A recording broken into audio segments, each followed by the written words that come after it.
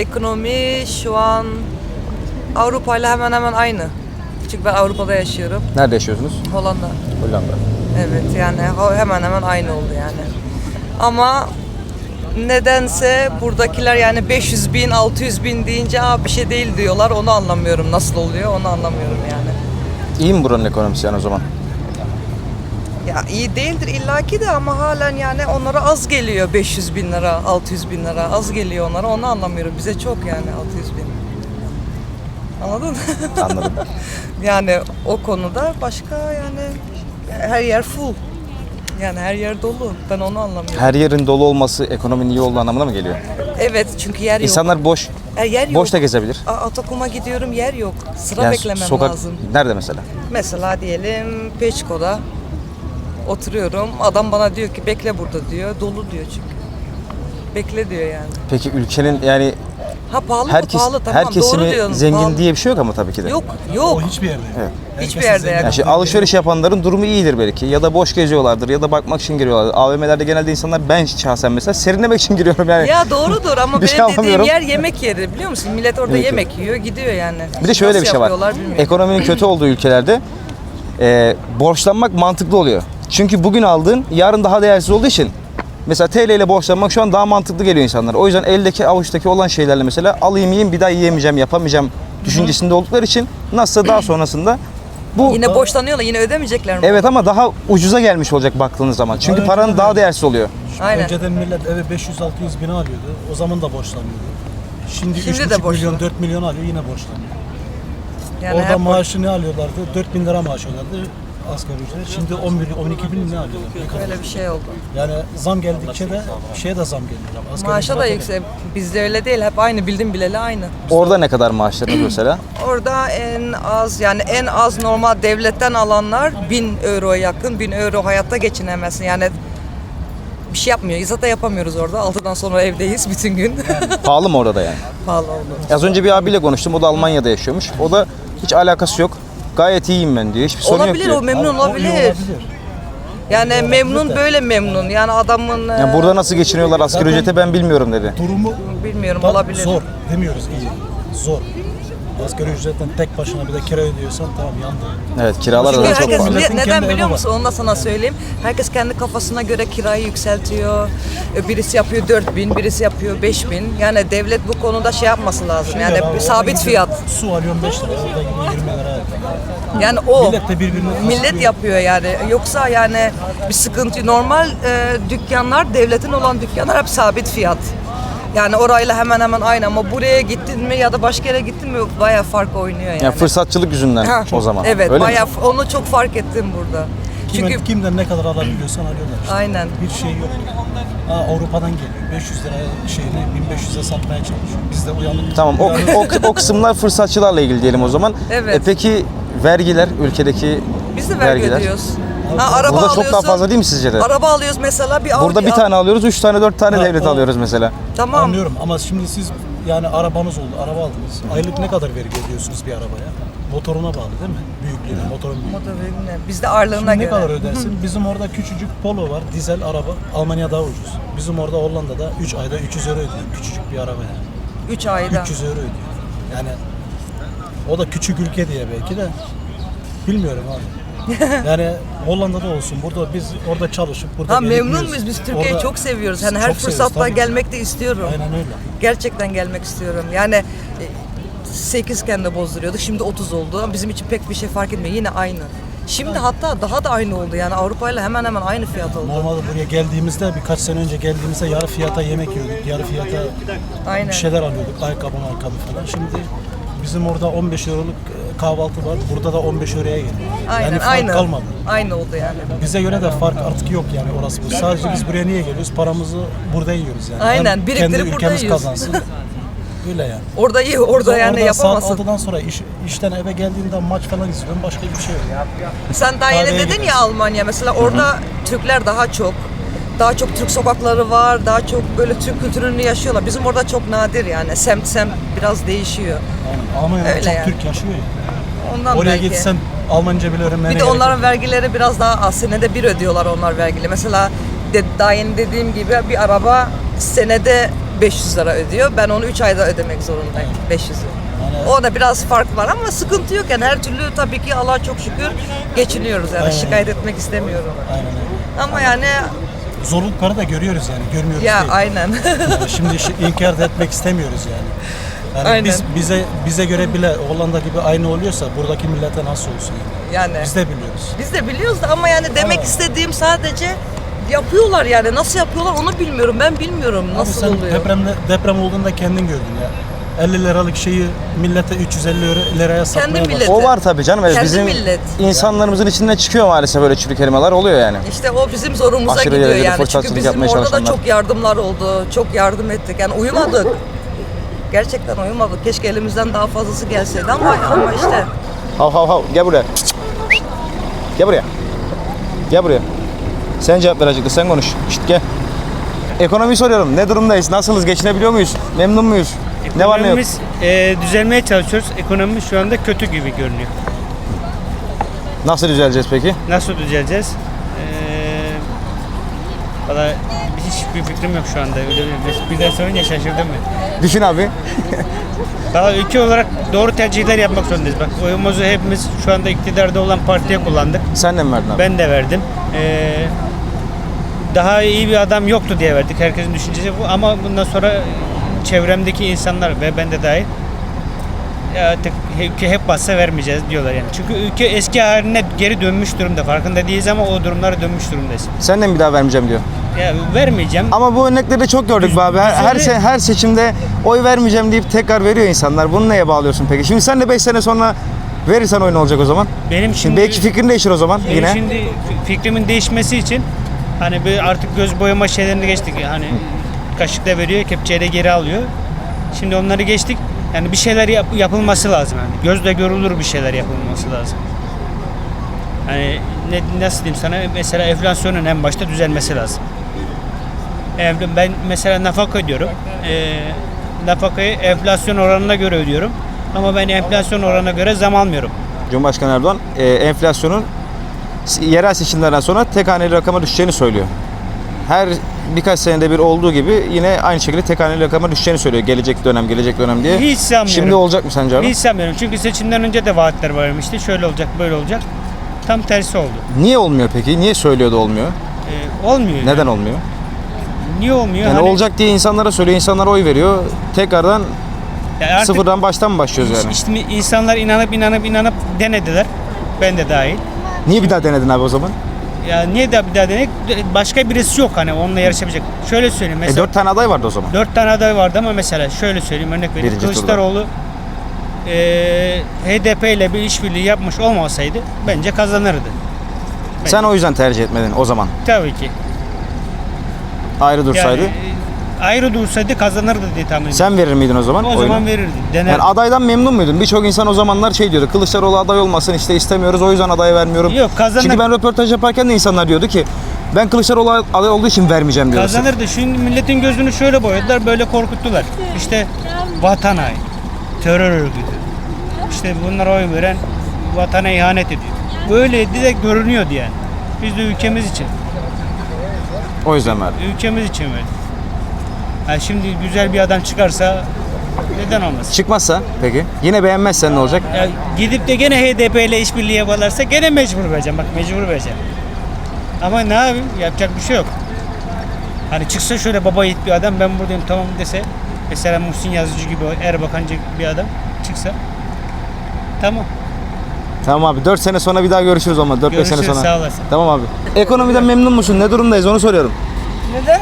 Ekonomiden memnun muyuz? Ne durumdayız? Yok ekonomiden memnun değilim. Garibanların işi bitti. Zenginler işi götürüyor. Neden memnun değilsin abi? İşte, Ne var ne gar- yok? Garibanlara bakan yok. Zenginler işi götürüyor değil mi? Başka bir şey yok. Garibanların parası yok. Zenginlerin parası çok. Geçinemiyor muyuz? Geçinemiyoruz. Tamam. Bedava çalışıyoruz. Bizi sadece oy zamanı soruyorlar. Başka Sen, sen kim oy verdin abi? Oy zamanı? verdik. Kime verdin? Tamam. Ben tahmin ettim. Ekonomiyi soruyorum insanlara. Geçinebiliyor muyuz? Ne durumdayız? Onu soruyorum. Bence öğretmen olup da geçinemeyen bir insana sormayı. Öğretmen misiniz? Evet Ne öğretmenim. öğretmenisiniz? Branşınız ne? Biyoloji öğretmeniyim. Ha ne güzel. Anatomide de yüksek lisans yaptım tıp fakültesinde. Ona rağmen Yani fazla yorum yapmayayım diyeyim. Çünkü önceden ya bizim öğrenciliğimiz daha iyiydi. Şu an ben öğrencilerimi yetiştiriyorum ama çocuklarda hep şu var, Ankara'da öğretmenim. Hep Ankara istiyorlar. İstedikleri başka şehir olsa bile Ankara istiyorlar. Çünkü ekonomi kötü. nasıl geçineceğiz, kira ödeyeceğiz diye Evet, düşünmekten oluyor. hatta aileleri şunu diyor, yani şehir dışına gitmektense özel okula yollayalım diyorlar. Aynı paraya geliyor nasıl? Evet, aynı paraya geliyor. Kira En azından, vermekten ziyade. Evet, yanımızda bulunun diyorlar ve mantıklı da yani. Ama ben öğrenciyken 100 lirayla bir hafta geçindiğimi biliyorum. Ve gerçekten gezmeyi de seven birisiydim. Yani evimin yanında kafe vardı, ben kafede çay içerdim. Evimde içmezdim. Şu an öğretmen oldunuz ve evde mi çay içiyorsunuz? Yani evet, çok dışarı çıkamıyorsunuz. Çıksanız da bazı şeylerden mahrum kalıyorsunuz. Özellikle bana göre öğretmenlerin çok gezmesi lazım, kültürel aktivitede bulunması lazım ki öğrencilerine her konuda yardımcı olabilsin. Bir yol göstersin, onların yeteneği varsa bunu keşfetsin, onları yönlendirsin. Ama biz daha kendimizi keşfedemiyoruz, öyle söyleyeyim. Nasıl düzelir peki sizce? Var mı bir umut? Yok, düzelir, ben ümitliyim. Şöyle düzelecek, olması gerekeni yapacağız sadece. Nedir o kadar olması basittir gereken? ki. Yani mesela denetim. Herkes diyor ki şu karar alındı, kiralara şu kadar zam yapılacak, bunun üstü yapılmayacak diye.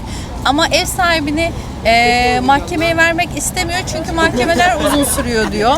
Mahkemeler uzun sürdüğü için işte ondan sonuç almamız uzun sürüyor. Bir güvenceyi hissetmiyorsun kendine ve mahkemeye vermiyor, tamam diyor, razı oluyor. Bir şeylerin olması gerektiği gibi ilerlediği yerde, sistemlerde baktığımızda diğer ülkelere hiçbir şekilde sıkıntı çıkmıyor. Ama bizde bazı sistemler ilerleyemiyor maalesef. Yani çözüm budur. Olması gerekeni yapacaksınız. Yani bir karar alırken bir de uzmanına danışacaksınız. Ekonomiyi soruyorum insanlara da, ne durumdayız, geçinebiliyor muyuz, ne var ne yok diye sormak istiyorum insanlara. Ben evli olmadığım için sıkıntı yok bana. Öyle söyleyeyim. Evli olanlara mı sıkıntı var? Ev geçindirmesi bayağı bir sıkıntılı hale geldi. Bekarlar zorlanmıyor mu? Kendi açımdan ben zorlanmıyorum. Ne kadar kazanıyorsun abi? Ne iş yapıyorsun? Öğretmenim ben. Çorumdağ'da kurstayım. Yazın- Fizik öğretmeniyim. Az önceki hanımefendi de öğretmendi mesela, o da zor olduğunu, O zor, öğrenciyken onlar için daha iyi zordur. olduğunu söylüyor. Eğer çocuk olduysa ciddi sıkıntı geçim işi. Çünkü mümkün değil bu zamlarla baş etmesi insanımızın. Nasıl düzelecek peki? Ekonomi kötüyse. Benim beklentim yok açıkça. Benim herhangi bir beklentim yok. Gel sen de anlat gel. Benim beklentim yok yani. Nereye çıkacağım? Mikrofondasın kanalına. Nereye çıkacağım? Ha, mikrofondasın kanal. Evet, Ne bu söyleyeyim? Samsun'da bir kanal mı YouTube'da mı? YouTube'da. Benim kendi kanalım. Sorunuz ne? Mikrofon? Mikrofondasın. Mikrofondasın. Evet, ekonomiyi nasıl soruyorum. düzelecek diye soruyorum. Ne durumdayız diyorum. Ekonomi Geçinebiliyor muyuz? düzelmeyecek. Vallahi ben Neden? kendime geçinebiliyorum. Geçinemeyen düşünsün abi. Benim gönlüm rahat. Ben verdiğim oyu düşünürüm. Benim Kime umurumda verdin? değil. Ben Kemal Kılıçdaroğlu'na verdim. Benim gönlüm de rahat. Benim yapacağım bir şey yok. Oy verip geçinemeyen düşünsün. Adam salçanın üstüne ekmek sürüyor. Geçinebiliyoruz diyor. Tamam, geçin kardeşim o zaman. İstediğini al, ye, iç. Yapacak bir şey yok. Yani bu kadar söyleyeceklerim ekonomi konusunda. Sen ne diyorsun abi buna? Dedim ya, benim beklentim yok yani. Bir düzeleceğinden umut etmiyorum. Senin de yok. Yani benim ekonominin düzeleceğiyle ilgili, yani daha da kötüye gitmesin yeterli yani. Daha da kötüye gitmesin yeter ki. Yani bu zamlar dursun yeter. Ekonominin değil, milletimizin değişmesi lazım. Bu söyleyeceklerim bu kadar. O da mümkün değil. Milletimizin değişmesi mümkün değil. Yani sonuçta bizim ülkemizin insanı. Yani nereye atacaksın insanları? Yani Ayıramazsın. ya 80 milyon insan var, elimizdeki malzeme bu işte. Tabii çeşitli insan var elimizde. Ekonomi hakkında soruyorum insanlara. Ne düşünüyorlar? En sevdiğim. Ne durumdayız? Geçinebiliyor muyuz? Gençler ne Geçinemiyoruz düşünüyor? abi. Niye? Geçinemiyoruz. Kesinlikle Neden? geçinemiyoruz abi. Bu kulaklık olmuş. 1500 lira, 2000 lira abi. 1237 lira. Adam diyor ki alma diyor. Nasıl? Ne yapacaksın? Çok haklı abi, biz AK Partiliyiz zaten.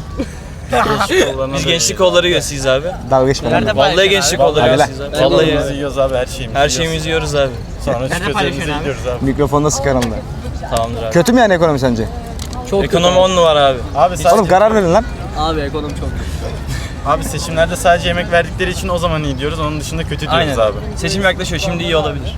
Cidden üye misiniz lan? Evet. Abi Ama- gidiyoruz, yemeğimizi yiyoruz, paintball'umuzu oynuyoruz abi. Aynen. Sırf bu yüzden mi? Evet Aynen abi. ya, keyfimize geliyor. O sıralar takılıyoruz. Onun harici desteklemiyoruz abi. Kullanıyorsunuz yani bildiğin. Yani Öyle de demeyelim de abi. Oğlum öyle yani bir de yemek yiyorsun, geziyorsun, sonra oy vermiyorsun. abi zaten oy veremiyoruz ki 18 yaşın altındayız. Oğlum bir Bir dahaki He. seçimde vereceksin ya zaten. dahaki seçimde vermem. Vereceğim mi? Vermem abi. Abi yalan. Yok abi vermeyiz ya. Oğlum beni şu an tiye alıyorsunuz ha, yemin ederim. Yok Abi abi estağfurullah. Hiçbir işinizi şu an, hiçbir dediğinizi ciddiye alamıyorum. Yok abi. Göster. Senin WhatsApp'ında var mı? Sahibi karşısına boş şişe koştular. Benim ona yok. Boş şişe verin. Abi göstereceksin daha. Bir dakika abi. Göster. Sen konuş o sırada falan. Kesersin abi burayı da göstersin yani. Bekle ben hemen Gençlik kollarını kendimden iyiyiz yani. gösteriyorum evet. Arşivden. Story'miz var abi gençlik kolları şeyinde. Benim yok. Ne zaman? İkiniz mi sadece? Aynen ikimiz abi. sadece. Biz de yakında inşallah abi. Bir dahaki seçimde onları da götüreceğiz. Vallahi Seçim ne yakın zamandı bizim lan? 14 Mayıs. Seçim haricinde yemek yemiyorsunuz mu lan? Yok Vermiyorlar ki abi. Sadece seçimden seçme mi? Aynen. Buyur abi. Bakayım. Ciddisin lan sen abi. ya. Ciddiyim abi ya. Ama bunu görürlerse gidemeyeceğiz herhalde. O arasını ben bilmem artık yani. Keşke söylemeseydik lan. Keşke ya. La bir şey olmaz ya. Nereye Neyse gidelim? abi onlar zaten imzayı attırıyorlar adam gözüküyor. Zaten sen demiyor musun ayda yılda bir yemek yiyorum diye. Aynen öyle abi. Yemeği şu an- kendimiz yeriz. Sıkıntı yok abi. Aynen öyle abi burada ucuzladı zaten ya. Ekonomiyi soruyorum insanlara, ne düşünüyorlar, ne durumdalar, geçinebiliyorlar mı? 10 numara, Ne var ne yok? 10 numarayım abi. 10 numara mısın? Evet Geçinebiliyorsun. Tabii ki. Bir sıkıntı yok. Yok, sıkıntı yok. Çok şükür. Çok şükür abi. Sen geçinebiliyor musun abi? Yok. Ne Yok. iş yapıyorsun abi sen? Bu işi yapıyorum, YouTuber'ım. Başka iş yap. Başka iş dene. Grafik tasarımcıyım bir de, onu da yapıyorum. Onu yap. İşinde Yetiyor iyi işte. misin? İşimde iyiyim. Çok şükür. Daha fazla para veren yere git abi o zaman. İşte vermiyorlar. Kim vermiyor abi? Oğlum Veriyor abi. ben sana soruyorum, sen işini bana iyi sor. yaptığın sürece herkes sana para verir abi. Sen merak etme, hadi görüşürüz. Görüşürüz. Sen ne diyorsun? Kötü abi. Sormaya gerek yok zaten. İyi diyor. Bir daha çek abi onları. Çektin mi abi? Öyle abi değişiklik olsun diye geldim. Allah'a emanet abi. Tamam. Ekonomi kötü. Sağ olasın kardeşim. İşimizi iyi yapsak da iş bulamayacağımızı biliyoruz zaten. Yani ben gidiyorum abi. Görüşürüz. Tamam. Allah'a Görüşürüz kardeşim. Sağ olasın. Ekonomiyi soruyorum insanlara da, ne durumdayız? Geçinebiliyor muyuz? Ne var ne yok Ben vatandaşta? geçinemiyorum. Neden? Neden geçinemiyorum? Hayat pahalı olduğu yüzden, ekonomi iyi değil. Habire bankalara giriyoruz. Bankalara borçlanıyoruz. Ek hesap, kredi kartları. Halen de yine onları alıyoruz ama onlarla da yetinemiyoruz. Asgari ücret 11.400 lira. Hani eşim çalışmıyor. Evim ocağım kira. Marketler, BİM'ler aldı başını gidiyor. Bir yoğurt 70 lira olabilir mi? Olmayabilir. Hani olmaması gerekiyor. Sonuçta sigaraya 2 ayda bir zam geliyor. Tamam, sigara keyfi bir şey ama zam gelmemesi gerekiyor. 2 ayda bir sigaraya zam geliyor. Hani olmaması olan bir şey. Hani tamam, biz sigarayı da bırakamıyoruz. Söz konusu sigara da değil. Söz konusu ekmek olmuş 7 lira. Şimdi 7 lira ekmek, 7,5 fark etmez. Şimdi bir emekli 7 milyar alıyor. Düşünsene onun evi kira olduğunu, kredilere borçları olduğunu. O adam ne yapsın? Affedersin, taş mı yesin? Ayakkabı mı yesin? Hani sağlık sorunu olabilir. Ne bileyim, eşi hamile olabilir. Çocuğu hasta olabilir. Hani sonuçta yani bizim ekonomi iyi olması gerekirken kötüye gidiyoruz. Avrupa'yı görüyoruz. Avrupa'yı. Hani tam mazot olmuş, aldı başını gidiyor. Mazot. Bildiğimiz mazot yani. Almanya'da olsun, şehirlerde olsun, Avrupalar olsun. Hani ekonomileri çok iyiler. Dört dörtlükler. Biz neden Türkiye'mizde neden fakirlik çekiyoruz? Hani o kadar zengin insanlar var. Neden yani o kadar zengin insan varken Türkiye'de fakir var? Ben bunu anlamış değilim. Nasıl düzeliriz abi sence peki? Var mı fikrin? Nasıl düzeliriz? Bu parti, bu siyasete gireceksek konuşmak istemiyorum ama bu başımızdaki tamam, hani güzel şeyler de yapıyor, iyi şeyler de yapıyor. Anlamadım ama bizim ekonomi başımızdaki düzeltmesi gerekiyor. Hani benden bu kadar. Hani daha fazla konuşmak isterdim ama eşime alışveriş yapacağım. O yüzden alışverişi bile abimden, dayımdan borç aldım da yapıyorum. Yok, para yok, fakiriz. Fakiriz, ben bundan utanmıyorum. Ama çalışıyoruz. Yine yetinemiyoruz. Mesailere kalıyoruz, yetinemiyoruz. Çünkü market, bu pahalı. Bir tişört 300 lira, bir pantolon 200 lira. Bak çocuğum ayakkabısı alacağım 400 lira. Hani bir çikolata olmuş 7 TL olur mu ya? Beğenmedin, yemedin çikolata 7 TL. Biz yani intihar edeceğiz. Bu duruma geldik yani. Gerçekten geldik, bu duruma geldik. Bu kadar. Sağ olasın abi. Teşekkür ederim. Sağ ol. Kolay gelsin. Hangi yayın? Mikrofondasın kanal abi YouTube'da. YouTube'da Evet. mısın? Akşam yayınlayacağım abi. İnşallah. Yani takdir ederler. Biz de beni, şikayetçiyiz kardeşim, biz de şikayetçiyiz. Hiç Siz ne eleştirmezdim düşünüyorsunuz? yani bu son 2 seneden beri emekliyiz biz de. Buraya sağlık sorunları için geliyoruz. Özel hastanelerde, devlet hastanelerinde kalite yok. Mecbur özel hastanelere geliyoruz. Bir MR çektirdik, 1300 TL verdik. Taksi, mesela annem de tansiyon hastası. Otobüse binemiyor. Otobüsler hızlı yaptığı için taksiyle biz Tokat'tan, Amasya'dan buraya 150 TL'ye gelirken şimdi 1750 TL, 1750 TL trenle gelmek zorunda kaldık. O da panik oluyor.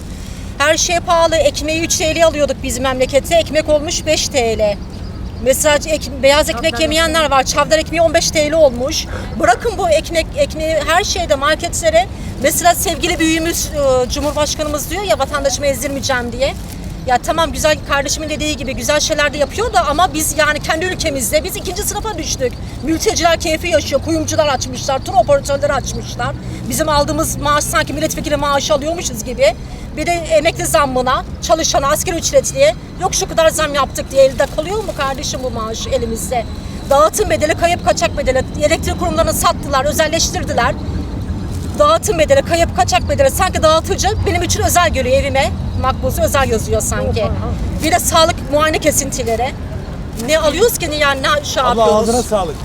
Çok güzel konuştun. Yani İnanın ben yani biz düzelmek istiyoruz. İnanın ne şekil düzeleceğizi bilmiyoruz ama Allah bize yardım etsin ki inşallah başımızdaki hükümetimiz, hani Samsun'u görüyorsun, bak ben Tekkeköylüyüm. 2 gün önce yağmura yakalandım. Yol kenarında bir şey yok ya. Hani lağım kuyuları derler artık. O yok, su kanalizasyon yok. Su olduğu gibi birikmiş. Affedersin donuma kadar ıslandım ya. Böyle bir şey hani olamaz. Biz nerede yaşıyoruz? Ne bileyim cehennemde yaşıyoruz biz ya. Cehennemde yaşıyoruz biz. Teşekkür ederim. Ben teşekkür ederim. Çok sağ olun.